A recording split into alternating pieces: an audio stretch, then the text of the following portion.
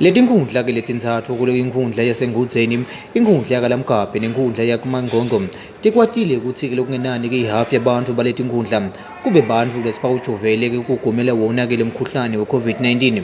Kungenezo zathu ke iLook Commission ibone ke kufanele ukuthi leti nkundla tintsatfu ke itihlomelise ngato ke titulo. Njengaloku ke iLook Commission yaveta ke ukuthi ke tinkundla ke tawugoma ke bantfu lokungenani labayihafu itakwati bese ke kuthi ke iyabahlomelisa laba ke labakhona namuhla abahlonishwa tinkundla tabo setikhonile ukuthi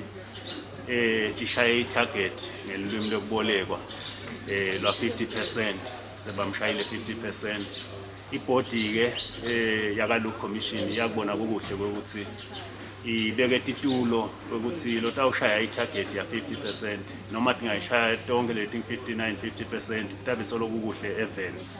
utawukhona lokuthi aniketwe titulo leti-25 25 wetitulo bese kuthi ke nakahamba lona wekunene noma leyo nkundla iphinze igabzela ifika ku-80% kuya etulo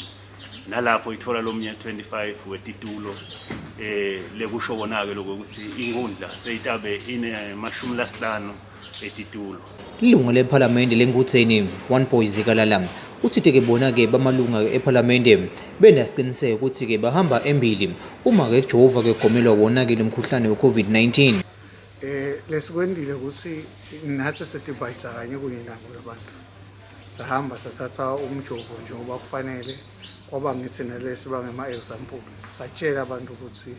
umjovo ubukeni kithi engevanga abantu banitshela ukuthi umjovo uyagulisa buka mina senguthethe solwangigula nawe enda njalo uthatha umjovo ukuze sizoqhubeka siphile. Lenhlangano yeLook Commission ithi debata wena konke kusemandleni bona ukuthi sive semaswati kube ngilesuku lesiphephile kulomkhuhlane we-COVID-19 kungako kubenda ke tinhlelo tehlukahlukene kuthi manje ke maswati ke ajove etindzabeni temsakato yemaswati channel ngingeri Carlos ngisesithokoto.